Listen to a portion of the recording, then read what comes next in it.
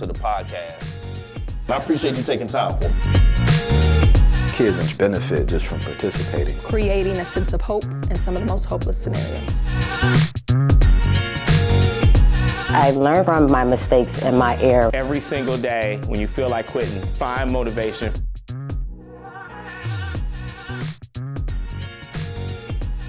Hey, welcome back to the podcast. I have another famous guest here. I'm honored to have him here. But as you know, before we do anything, we're gonna open up with a quick story, something to kind of set the mood. And I think it's very fitting for this guest that we have here that you're gonna learn a little bit about.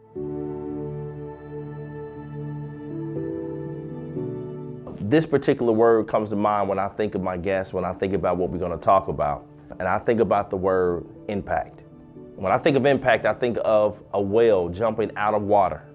And as that whale hits the water, they impact the water so much so that it creates waves. It creates little impacts. And those waves keep going until it touches something else that it impacts.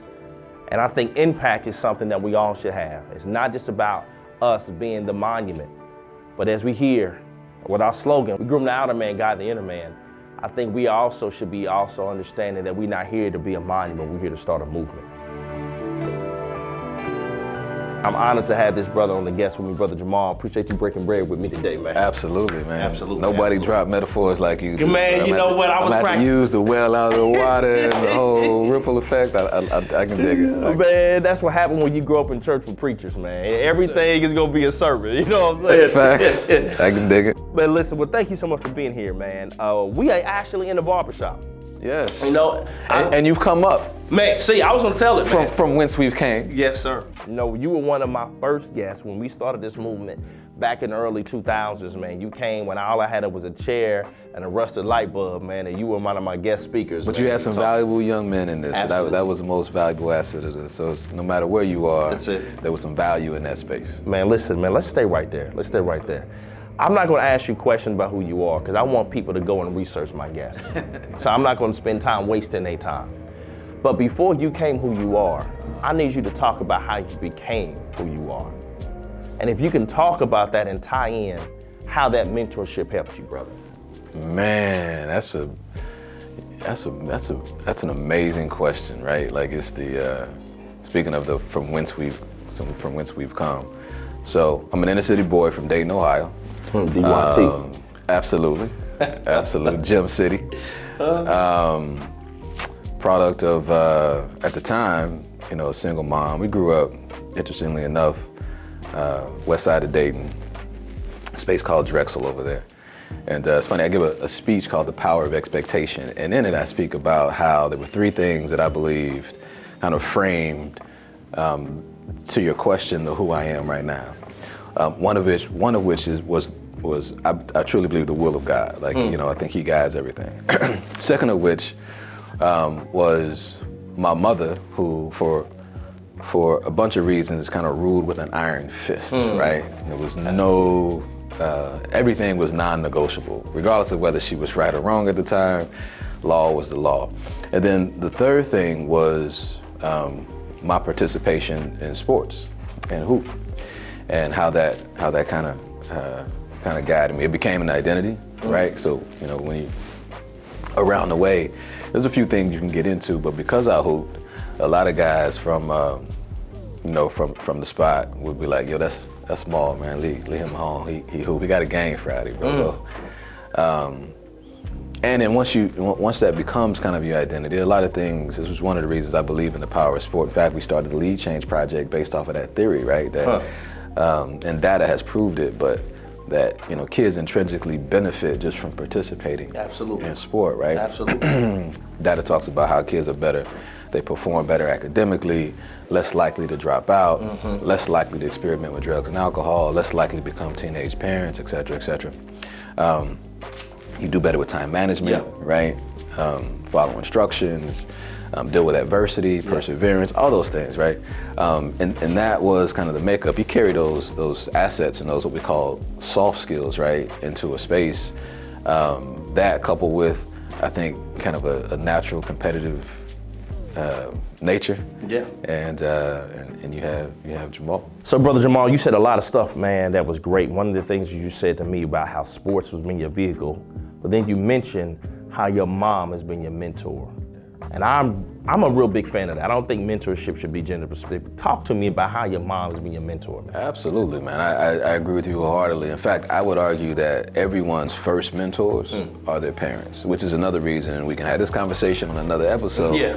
You know, why, in the Black community in particular, we have a disproportionate, and I call it unnecessary, portion of our young people growing up in single parent households. Like, that's because your parents do become your first mentors, and they glean just like you do now. We have a subset of mentors, and my mentors now are, I have some that are Black, I have some that are white, some are women. Yeah. Right? You still got it. Absolutely, and I believe as I matured, I seek mentors for specific things. Like I have a spiritual mentor, I have a business and professional mentor, I have a familial mentor, somebody I can talk to about husbandship, if you will, right? Like in family. I have kind of an entrepreneurial mentor. And then I have just kind of like a self-check mentor, you know, a cat I know is gonna keep it a buck. Yeah. You know what I mean? I always tell me, Maul, you doing great. Yeah, bro. Maul, you fantastic. Absolutely. But one would be like, yo, you falling short, bro. You know, just in your walk. So I couldn't agree more, man. I think mentors should be intentional, and now we're in a space now where we become mentors, right? Yeah. Speaking of which, and the first ones we have are our kids, the family, absolutely, right? So awesome. the cycle is real, man, and in particular and diving a little bit deeper, man, for young Black boys in particular, I think it's just like pivotally. Is that a good word? It sounds good to me. We're gonna keep it important, right? Yeah. That we have more of us in the space, especially when we have young boys in the house. So, you know, the power of what you just said, man, was, I don't think it can be measured. You know, you have to be intentional with who you go after and the mentorship that you seek. What we try to do here in the barbershop is to target it to men of color, more specifically Black males. For those who don't maybe understand, you know, we just don't go to the barbershop for a haircut. I was joking yesterday, I went to the barbershop just to hang out with them. They wanted to put me on the chair, and I'm talking to them, and they call me OG, and I'm talking to them younger. And then there was some women in the back talking about it. It was just a whole... It's experience. It's an experience. It's a social experience. It absolutely is. But you know what I learned that the barbershop also provides, if we can watch? That it teaches us the value of relationship. Absolutely. And it teaches us a level of trust. Because you're not just gonna let anybody cut your hair without seeing they can cut. Big facts. Every relationship will receive the trust. Big facts. Man, I think you have been remarkable how you have navigated relationships and moving. And you said something to me one time, man, that I never forgot. Everything that's politics. And when I hear that word politics, people run, they get upset. Man, can you explain to our audience what you meant by that? Yeah, absolutely. So, in fact, speaking specifically, well, politics is in everything. Okay. Right. I think I agree. The context of politics, when you speak about it, folks think of national presidential elections, right? And all the sickness and disgusting things that happen in that space. The truth is, politics is relationships and being able to leverage and lobby and kind of knowing what buttons to push and when to push them, and being able to read a room, knowing when you're not welcome, you know, understanding when you're needed, you know, those things. Yeah. And what I remember when we had that conversation, and I had just come off another series of discussions with Black folks in particular who, for whatever reasons, were saying to me, man, I don't do politics. You know, politics, I don't do politics. I don't go on. Well, you're putting yourself at a disservice, right? If that's your mindset walking in, then it's like you're tying both of your hands behind your back in a fight, right? So you have to be aware and astute of your surroundings and being able to read the room. We all have aspirations, right?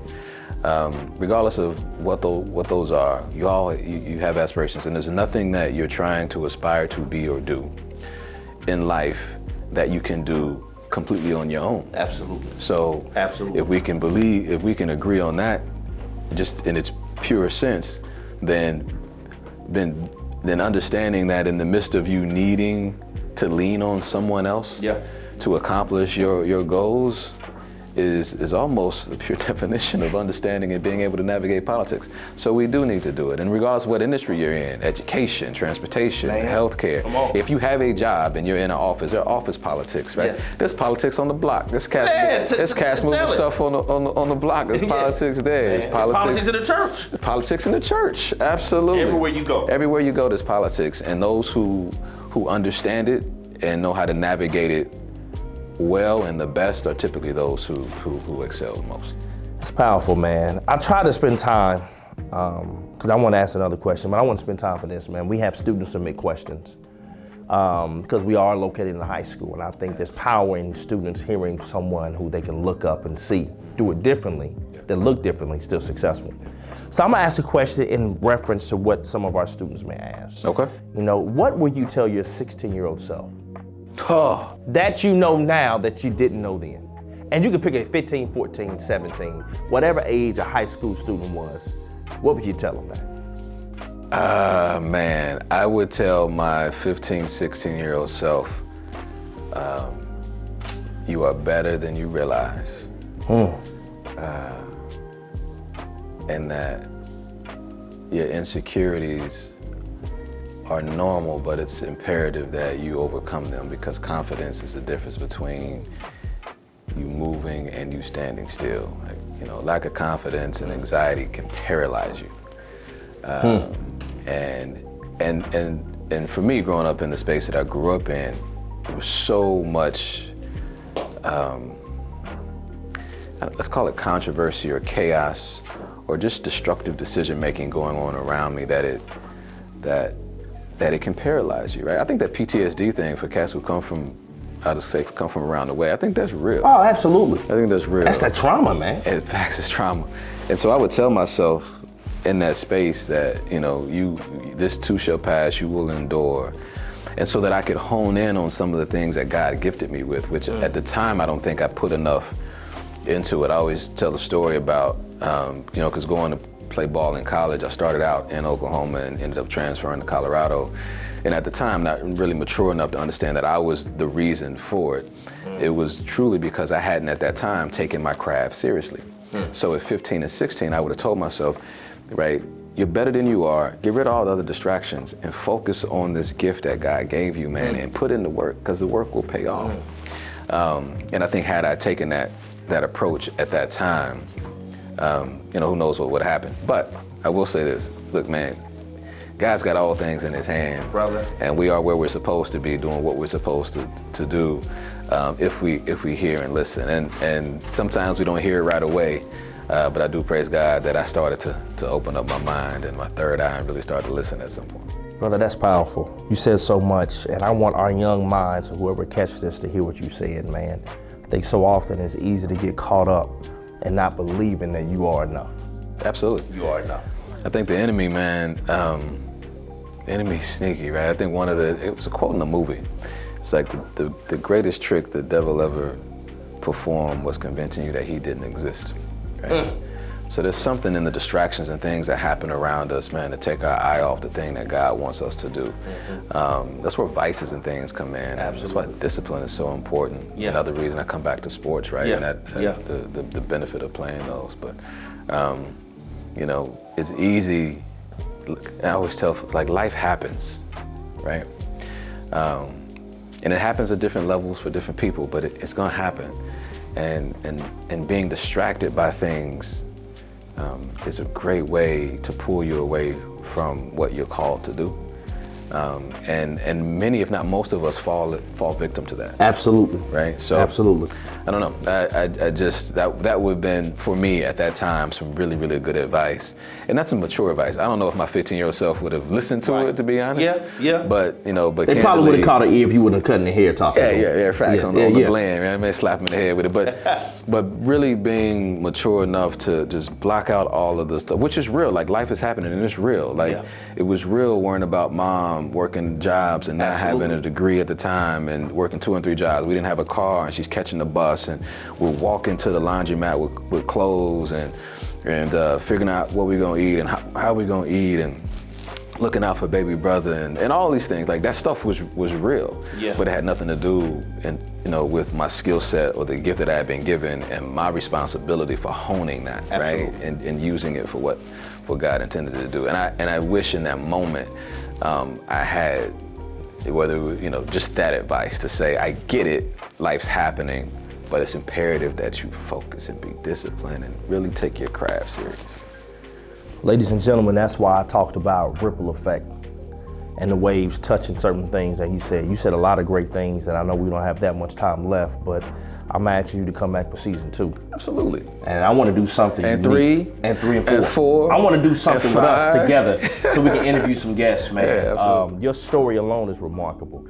And the fact that you have decided to make Indianapolis your home. What is your parting advice? If you were to give any advice that you can give in the level of mentorship as we go into 2024, what type of advice would you give to those aspiring listeners, no matter what age you are at? I love the advice you talked about. You even have a mentor for specific things in your life. I think that's great. But any parting words? Yeah, absolutely. It's funny, my wife and I, we've been married 16 years right now. Congratulations, brother. I appreciate that. And what's funny is we got duped into teaching this before you say I do class. And one of the messages we always, and it's funny, people don't believe, we don't argue and we don't carry on, we don't have some, I don't know. Yeah. That's just, we flow really, really well. I think a reason for that is our willingness to self-reflect. So if I was giving some advice, we've been leaning in heavy on just the spirit of self-reflection, which honestly is a really tough thing to do. And self-reflection in the sense that not today's social media type of self-reflection where you're just wanting to pay attention and pat yourself on the back for all the things that you think you do well, or have somebody like something that you post or whatever. But that self-reflective moment where you check yourself on the things that you're falling short on in any moment of time, right? And we all have them. There is nobody walking this earth who is completely perfect in everything that they're doing right now. Even if you were good at it at one point, things happen where it shifts. And so continuous self-reflection not only keeps you in check, but I believe that it allows you to be more productive to those around you. So if you're a father, right?